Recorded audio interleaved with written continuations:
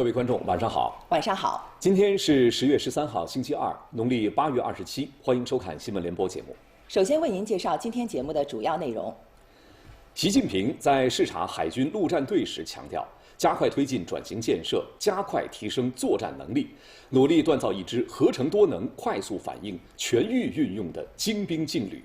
深圳经济特区建立40周年庆祝大会14号上午举行，习近平将出席大会并发表重要讲话。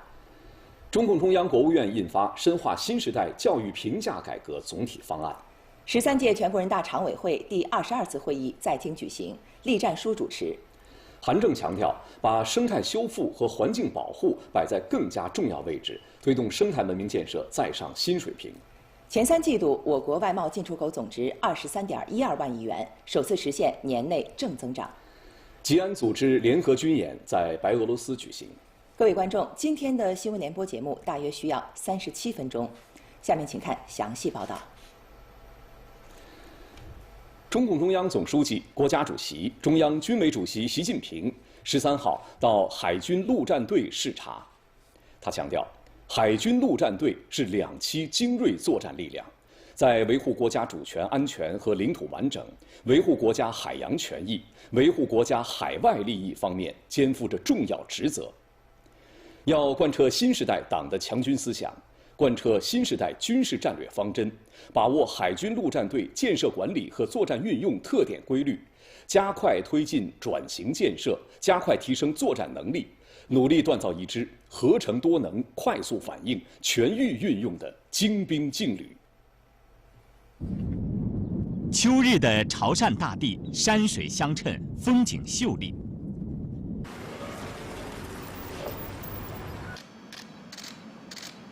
上午10时40分许，习近平来到海军陆战队机关。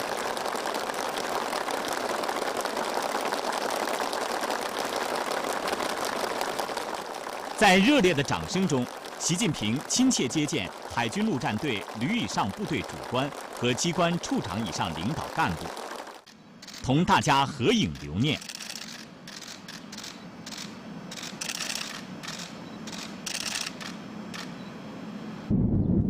海军陆战队是2017年根据党中央和中央军委关于深化国防和军队改革的决策部署调整组建的。习近平通过展板了解海军陆战队基本情况。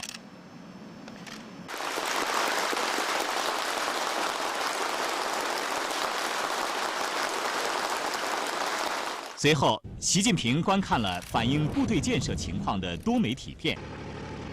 并通过视频查看相关任务分队专项训练情况。习近平对海军陆战队调整组建以来建设发展和完成任务情况给予充分肯定。习近平在听取汇报后发表重要讲话，他强调，要强化海军陆战队建设战略设计，同我国发展战略、安全战略、军事战略需求相适应，同国防和军队现代化战略安排相适应，同全军联合作战体系建设和海军转型建设要求相适应，把海军陆战队建设的目标、方向、路径、重点搞清楚，明确路线图、施工图。要加强重大理论和实践问题研究，探索走开中国特色海军陆战队建设路子。我军建设“十四五”规划编制工作正在加紧进行，要立足当前，着眼长远，认真研究解决突出矛盾和现实需求，通盘谋划好海军陆战队建设。习近平指出，要把全部心思和精力放在备战打仗上，保持高度戒备状态。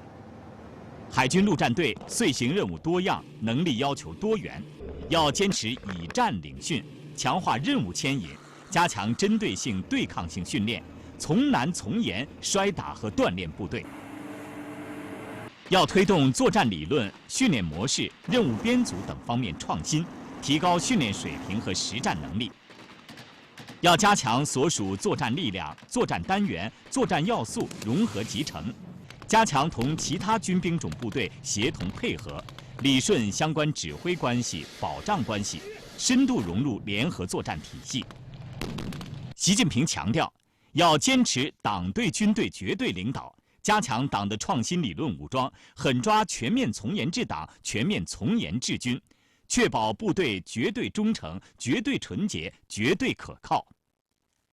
要弘扬优良传统，传承红色基因，打造海军陆战队的特色兵种文化，培育一不怕苦、二不怕死的战斗精神，把部队带得虎虎生威。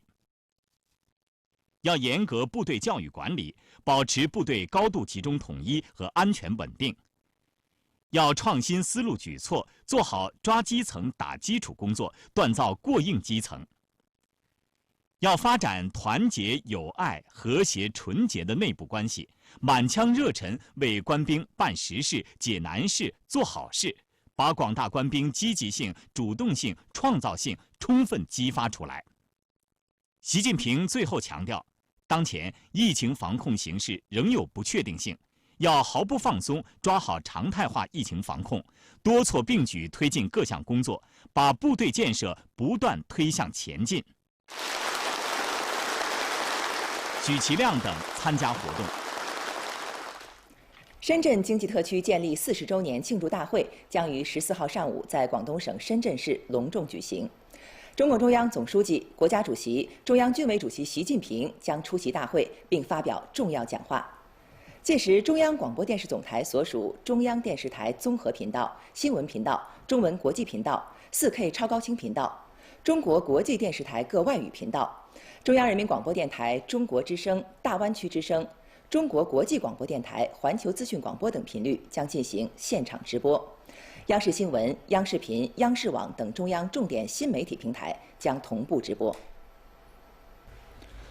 本台消息，近日，中共中央国务院印发了《深化新时代教育评价改革总体方案》，并发出通知，要求各地区各部门结合实际，认真贯彻落实。方案提出，教育评价事关教育发展方向，有什么样的评价指挥棒，就有什么样的办学导向。为深入贯彻落实习近平总书记关于教育的重要论述和全国教育大会精神，完善立德树人体制机制，扭转不科学的教育评价导向，坚决克服唯分数、唯升学、唯文凭、唯论文、唯帽子的顽瘴痼疾，提高教育治理能力和水平，加快推进教育现代化，建设教育强国，办好人民满意的教育，制定该方案。方案以习近平新时代中国特色社会主义思想为指导，主要原则是坚持立德树人，牢记为党育人、为国育才使命，坚持问题导向，从党中央关心、群众关切、社会关注的问题入手，破例并举，坚持科学有效，改进结果评价，强化过程评价，探索增值评价，坚持中国特色，扎根中国，融通中外，坚定不移走中国特色社会主义教育发展道路。方案确定的改革目标为：经过5至10年努力，各级党委和政府科学履行职责水平明显提高，各级各类学校立德树人落实机制更加完善，引导教师潜心育人的评价制度更加健全，促进学生全面发展的评价办法更加多元，社会选人用人方式更加科学。到2035年，基本形成富有时代特征、彰显中国特色、体现世界水平的教育评价体系。方案列出的5项重点任务：一是改革党委和政府教育工作评价，推进科学履行职责，完善党对教育工作全面领导的体制机制，完善政府履行教育职责评价，坚决纠正片面追求升学率倾向。二是改革学校评价，推进落实立德树人根本任务，坚持把立德树人成效作为根本标准，完善幼儿园评价，改进中小学校评价，健全职业学校评价，改进高等学校评价。三是改革教师评价，推进践行教书育人使命，坚持把师德师风作为第一标准，突出教育教学实际，强化一线学生工作，改进高校教师科研评价，推进人才称号回归学术性、荣誉性。4是改革学生评价，促进德智体美劳全面发展，树立科学成才观念，完善德育评价，强化体育评价，改进美育评价，加强劳动教育评价，严格学业标准，深化考试招生制度改革。5是改革用人评价，共同营造教育发展良好环境，树立正确用人导向，促进人岗乡市。方案组织实施：1是要落实改革责任，2是要加强专业化建设。党政机关、事业单位、国有企业要履职尽责，带动全社会形成科学的选人用人理念。本台消息，明天出版的《人民日报》将发表评论员文章，题目是“勇挑重担，想干事、能干事、干成事”，论学习贯彻习近平总书记在中青年干部培训班开班式上重要讲话。本台消息，新华社今天播发长篇通讯，创造新时代中国特色社会主义的更大奇迹，以习近平同志为核心的党中央关心经济特区发展纪实。本台消息，明天出版的《人民日报》将发表社论，题目是“树立新时代改革开放新标杆”，热烈祝贺深圳等经济特区建立40周年。本台今天播发央视快评：深圳特区不惑之年再出发。深圳在创造经济发展奇迹的同时，在建设高质量民生幸福标杆上也不断探索创新，市民的获得感和幸福感不断提升。在深圳宝安这所今年新建成的小学校门外，家长们翘首以盼，等待着即将放学的孩子。这所学校1600多个学位中，有55.5%都给了非深圳户籍学生。教育优先不是一句空话。作为全国最大移民城市，深圳在保障来深建设者子女的受教育权益上持续加力。5年时间里，深圳累计财政性教育投入达2800亿元，年均增长20%，总量级增幅均居广东省第一。180多所公办中小学改扩建，新增25万个学位，几乎每10几天就有一所新学校拔地而起。仅仅是今年9月开学季，深圳就新改扩建中小学59所，增加学位7.8万个。目前，全市基础教育阶段学位65%。公办学位的55%提供给了非本市户籍学生，比例全国最高。保障民生教育是其中一环，而打造民生幸福标杆是中共中央国务院关于支持深圳建设中国特色社会主义先行示范区的意见中对深圳明确的战略定位之一。要实现幼有善育、学有优教、老有厚德、病有良医、老有颐养、住有宜居、弱有重福7大目标。面对这样的目标，深圳不断探索创新，提前布局。就在不久前，燕罗社区健康中心正式功能升级，不仅有100张床位，而且打破了医康养多头管理的局面，第一次将中医药和养老深度融合，为全生命周期健康管理补上了最后一环。近年来，在深圳，仅市区2级政府卫生投入超过1200亿元。2019年，深圳居民人均预期寿命达到81.54岁，比2015年提高0.8岁。有时候约不到号的话，还要改期了。现在是下了这里的话，我们就很方便啦。深圳卫生健康改革要不断办强基层，重点就是要让所有老百姓都能够获得更加公平可及的疾病医疗卫生服务。人民对美好生活的向往就是奋斗目标。仅2019年，深圳9大类民生支出就超过3000亿元，同比增长9%。今年上半年，民生投入已经占到财政支出的70%以上。改革领域越宽越深入，居民幸福指数全面提升。2020年，深圳居民最低生活保障标准提高至每人每月1250元，居全国首位。保障房供应不断加大。未来，深圳60%的房子由安居型商品房、人才住房、公共租赁住房提供。我们从18年开始就通过改革意见，以法律的形式把商品房的供应比例给降了下来，加大了保障房的供应。坚持以人民为中心，到2025年，深圳的公共服务水平和生态环境质量将达到国际先进水平。13届全国人大常委会第22次会议13号在京举行第1次全体会议，栗战书委员长主持。会议听取了全国人大宪法法律委副主任委员姜碧新做的专利法修正案草案审议结果的报告，宪法法律委副主任委员丛斌做的生物安全法草案审议结果的报告，宪法法律委副主任委员周光全做的未成年人保护法修订草案审议结果的报告，宪法法律委副主任委员胡可明做的出口管制法草案审议结果的报告。宪法法律委副主任委员沈春耀做的国旗法修正草案审议结果的报告，国徽法修正草案审议结果的报告。宪法法律委认为，上述法律草案已比较成熟，建议提请常委会会议审议通过。会议听取了宪法法律委副主任委员徐辉做的长江保护法草案修改情况的汇报，宪法法律委副主任委员刘继兴做的退役军人保障法草案修改情况的汇报，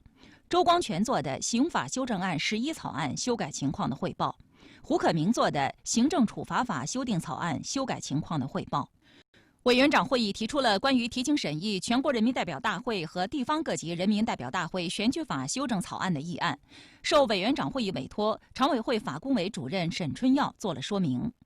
委员长会议提出了关于提请审议个人信息保护法草案的议案，受委员长会议委托，法工委副主任刘俊臣做了说明。会议审议了环资委关于提请审议野生动物保护法修订草案的议案，环资委主任委员高虎成做了说明。审议了国务院中央军委关于提请审议国防法修订草案的议案，受国务院中央军委委托，中央军委委员、国务委员兼国防部长魏凤和做了说明。审议了中央军委关于提请审议海警法草案的议案，受中央军委委托，武警部队司令员王宁做了说明。受国务院委托，生态环境部部长黄润秋做了关于提请审议批准巴塞尔公约缔约方会议第14次会议第12号决定对巴塞尔公约附件2、附件8和附件9的修正的议案的说明。外交部副部长乐玉成做了关于提请审议批准中华人民共和国和塞浦路斯共和国引渡条约、中华人民共和国和比利时王国引渡条约的议案的说明。会议听取了监察司法委主任委员吴玉良、财经委副主任委员乌日图、社会建设委主任委员何义庭分别做的关于13届全国人大3次会议主席团交付审议的代表提出的议案审议结果的报告。会议审议了栗战书委员长出席第5次世界议长大会视频会议情况的书面报告。会议还听取了常委会代表资格审查委员会主任委员吴玉良做的关于个别代表的代表资格的报告，审议了有关任免案等。中共中央政治局常委、国务院副总理韩正13号在生态环境部召开座谈会，研究部署生态环境保护有关重点工作。韩正强调，要深入贯彻习近平生态文明思想，贯彻落实新发展理念，按照高质量发展要求，把生态修复和环境保护摆在更加重要位置，推动生态文明建设再上新水平。要科学确定“14·5”时期生态环境保护目标和重点任务，坚持方向不变、力度不减，延伸深度、拓展广度，继续深入打好污染防治攻坚战，在关键领域、关键指标上实现新突破。要围绕落实我国新的二氧化碳达峰目标与碳中和愿景，组织编制“14·5”应对气候变化专项规划，制定二氧化碳排放达峰行动计划，加快推进全国碳市场建设，积极参与全球气候治理。要全面加强生态环境系统能力建设，提升环境监测、综合执法等队伍装备和技术保障水平。韩正表示，要坚决贯彻长江经济带共抓大保护、不搞大开发重大战略部署，紧盯问题，不回避问题，推动解决问题，落实长江10年禁渔重大决策，促进长江生态环境持续好转。要把水资源作为最大的刚性约束，坚持以水定产、以水定城，推进黄河流域生态保护和高质量发展。要保护和治理好白洋淀，推动雄安新区建设和京津冀协同发展。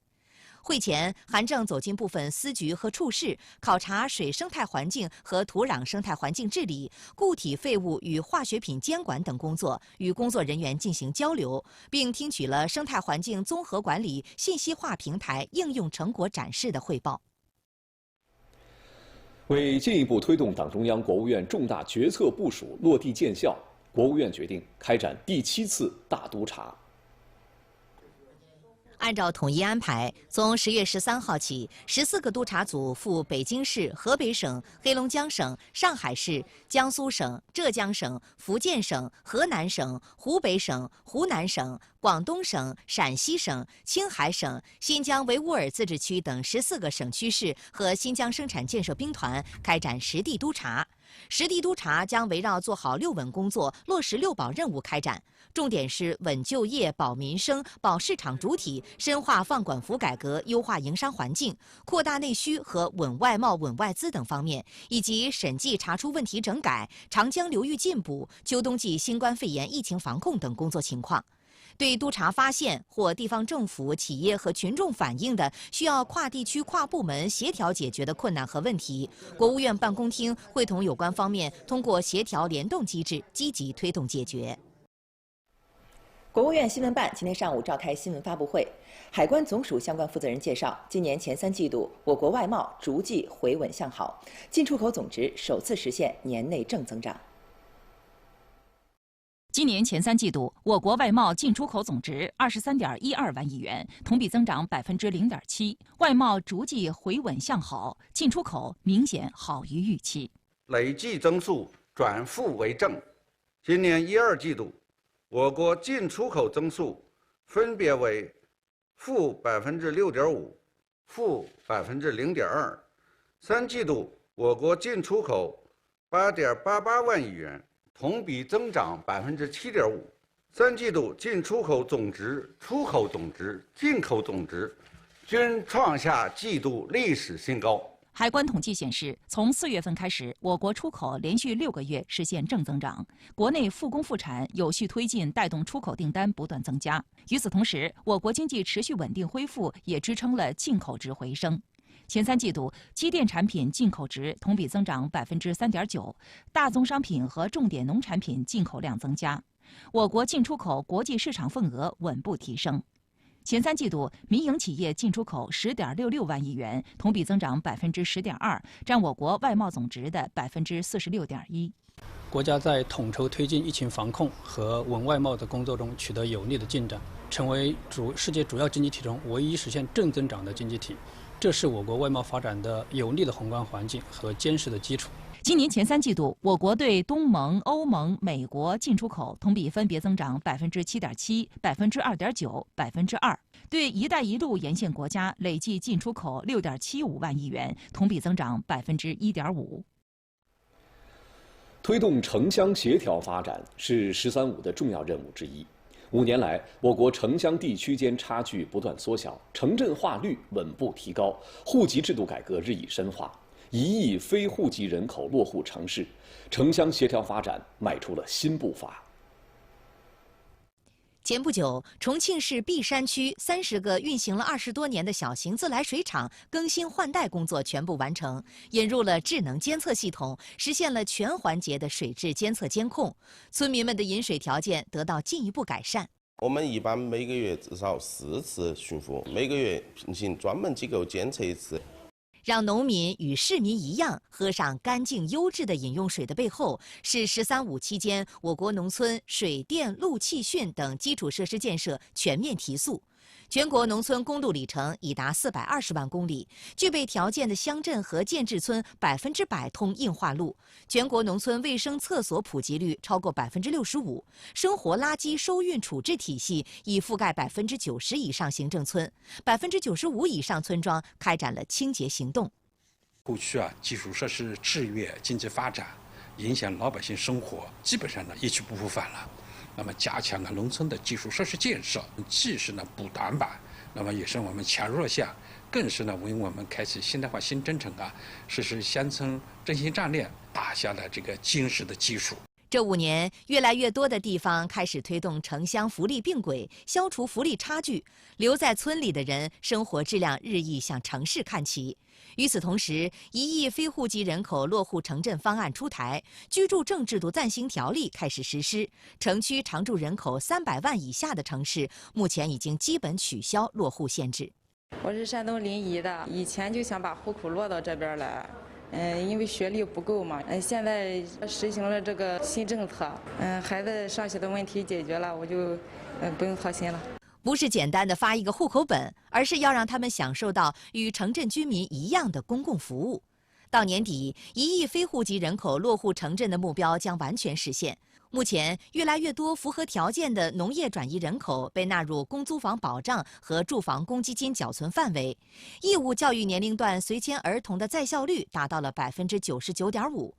这5年，我国城镇化发展正逐步走向成熟。截至2019年末，我国常住人口城镇化率达到60.60%，比2016年提高3.25个百分点。其中，户籍人口城镇化率为44.38%，比2016年提高3.18个百分点。一个日益协调的城乡发展新格局，正在为中国经济社会发展注入源源动力。到2019年，我们每年呢年均这个城镇户籍人口的增长大概在1900万，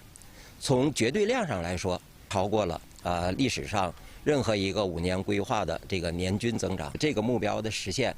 有助于扩大国内的消费，扩大内需，从而呢有助于实现我们提出的以国内大循环为主。国际循环、国内循环双循环的这样一个战略格局。在精准扶贫过程中，要凭志气消除思想上的贫困，靠智慧阻断贫困的代际传递。今天的决战决胜脱贫攻坚，我们就去甘肃看一看。眼下正是甘肃省陇南市礼县脱贫摘帽的关键时候，精神扶贫文艺小分队来到孟泉村，给大家加油鼓劲儿。扶贫政策好，农民要依靠。教育人们下车很有启发，很好，很好。像精神扶贫小分队一样，陇源红色文艺轻骑兵、脱贫攻坚主题市州巡演等等一系列的公益演出，为脱贫攻坚增添了文化的力量。演出精彩，扶贫夜校也很热闹，不仅讲政策、讲文化，还培训实用技能，传授生产技术。通过夜校以后，我们学到了，掌握了不少的知识，勤劳扎实的干，学到一定的知识以后啊，才能以后发展起来。现在礼县458个村都有扶贫夜校，仅去年就开设了2400场。思想上，这个激发大家的这个动力。最后归结到一点呢，就是一切幸福都是盖出来的，都是奋斗出来的。扶贫夜校可以增长知识，而知识几乎是每一个贫困家庭脱贫路上的拦路虎。2年前，母亲因病去世，家庭的贫困让王旭平产生了厌学的思想。当听到这一个他要辍学的时候，我们都非常的着急，3番5次的到他家劝说。我作为老师呢，不想让一个孩子来辍学。在学校和老师的努力下，王旭平完成了9年义务教育。今年他顺利地考入了通卫职业学校。他告诉记者，特别感谢当初老师没有放弃他。毕业以后，他想自己开个饭店。也特别幸运赶上这么一个好的时代，我也希望靠自己的双手能给自己和家里带来一些好的收入。只有教育才能阻断贫困的代际传递。2018年以来，甘肃全省累计劝返复学25688人，教育支出连续7年成为全省财政第1大支出。近年来，广东省把文艺精品创作放在突出位置，着力打造岭南文化新高地。在广州购书中心，和岭南文化、潮汕文化相关的书籍受到欢迎。其中，广东省出版集团策划出版的《当代岭南文化名家》《世界客家文库》等近100套，总计2000多种岭南文化图书，受到了文化学术界的好评和广大读者的青睐。目前，广东深化出版改革，大力推动教育出版集约化经营，大众出版专业化、特色化、品牌化发展，推出一批精品力作。广东省出版集团深入挖掘、整理和弘扬岭南文化，思想精深、内容精湛、制作精良的好书不断推出。岭南文化是中华文化的一个重要的组成部分，下来呢，我们要继续把这个文化大发展、大繁荣的工作做得更扎实，让整个岭南文化在激励人们不断的去开放创新、务实进取这方面起到更大的文化支撑作用和一种精神激励作用。国家卫生健康委今天通报，10月12号0到24点，31个省、自治区、直辖市和新疆生产建设兵团报告新增确诊病例13例，其中境外输入病例7例，本土病例6例。截至10月12号24点，现有确诊病例228例。10月12号0到24点，新增接受医学观察的无症状感染者17例，当日转为确诊病例4例。另据青岛市卫生健康委通报，截至10月13号15点30分，青岛市已采样4235438份进行核酸检测，已出结果1945252份。除已公布的确诊病例和无症状感染者外，未发现新增阳性感染者。今天，国新办举行脱贫攻坚路上的巾帼力量中外记者见面会，5位奋战在脱贫一线的女性代表分享了她们带领姐妹们脱贫的故事。在脱贫路上，广大妇女积极发展种植养殖、手工编织等特色产业，运用农村电商等新方式，在脱贫攻坚战中贡献巾帼力量。今天，海南自贸港一批重点项目集中签约，签约项目共46个，其中外资项目9个，涵盖自由贸易港建设、产业发展、民生公共服务等领域，总投资超170亿元。10月12号，中国柬埔寨自由贸易协定正式签署。该协定涉及货物贸易、服务投资、重点合作等诸多领域，是我国对外商签的第18个自贸协定。今年秋粮收购即将开始，中国农业发展银行安排1600亿元信贷资金用于秋粮收购，全力保障收购资金足额供应，确保做到钱等粮。10月12号，东航集团正式实施股权多元化改革，引入中国人寿等4家单位，增资资金共计310亿元。这是今年6月国企改革3年行动方案公布后，首个在集团公司层面开启股权多元化改革的央企单位。今天，第8届中国网络视听大会在四川成都开幕。大会以网络视听赋能美好生活为主题。会上发布2020中国网络视听发展研究报告。截至今年6月，我国网络视听用户规模已达9.01亿人。2019年，网络视听产业规模达4541.3亿元。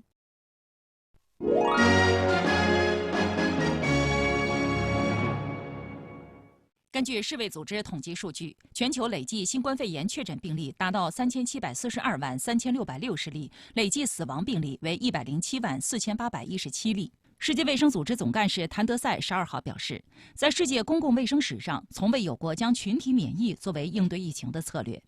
以往经验表明，如果疫苗接种比例达到一定阈值，可以保护人群免受某种病毒侵害。但刻意让公众暴露在病毒面前的所谓群体免疫，有违科学和道德。这在科学和道德上都有问题。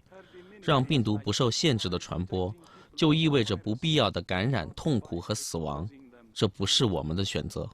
截至北京时间今天16点，美国新冠肺炎累计确诊病例达到780万4336例，累计死亡病例为21万5086例。据美国哥伦比亚广播公司12号报道，美国39个州的新增病例呈上升趋势，10个州的日均死亡病例数也在上升。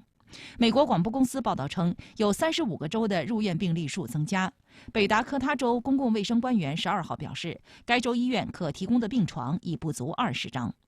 美国医学会杂志发布的研究报告显示，今年3月至7月期间，美国新冠肺炎疫情实际死亡人数可能要比官方统计数字多出7.5万人。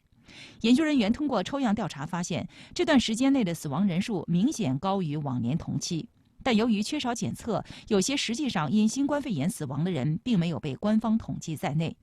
约翰斯·霍普金斯健康安全中心资深研究员阿梅什·阿达尔贾表示，这项研究充分说明了美国联邦政府在疫情防控上的表现是多么糟糕。集体安全条约组织维和部队12号开始在白俄罗斯北部维捷布斯克州举行牢不可破的兄弟情2020首长司令部联合军事演习。据白俄罗斯通讯社报道，参加此次演习的有吉安组织各成员国维和人员、吉安组织联合参谋部和秘书处各行动小组等，参演人数超过900人。演习期间将使用直升机和无人机等120多件各类军事和特种装备，演习将持续到16号。吉安组织方面表示，尽管今年受新冠肺炎疫情影响，无法举行更大规模的演习，但联合军演的重要性和迫切性并未降低。吉安组织目前由俄罗斯、白俄罗斯、哈萨克斯坦、塔吉克斯坦、亚美尼亚和吉尔吉斯斯坦6个成员国。俄罗斯外交部长拉夫罗夫12号与亚美尼亚外长姆纳查卡尼扬在莫斯科举行会谈。拉夫罗夫表示，俄方希望阿塞拜疆与亚美尼亚严格执行纳卡地区停火协议。该停火协议本应在10号生效，但冲突并未停止。阿亚双方均指责对方违反协议，发动袭击。联合国秘书长古特雷斯12号向联大行政和预算委员会提交了联合国2021年拟议方案预算，总额为30.4亿美元。古特雷斯说，预算草案将最大限度地支持实现可持续发展目标。他重申，只有会员国充分和及时履行其财政义务，联合国才能完成其任务。据英国媒体近日报道，欧盟正在制定一份针对互联网大型公司的监管名单，可能将包括苹果、谷歌等20家互联网科技巨头。名单将基于市场份额、用户数量等多项指标。报道称，欧盟考虑对名单上的企业实施更为严格的监管，并将采取手段强制这些企业与竞争对手分享数据。今天的新闻联播播送完了，感谢收看，再见。再见。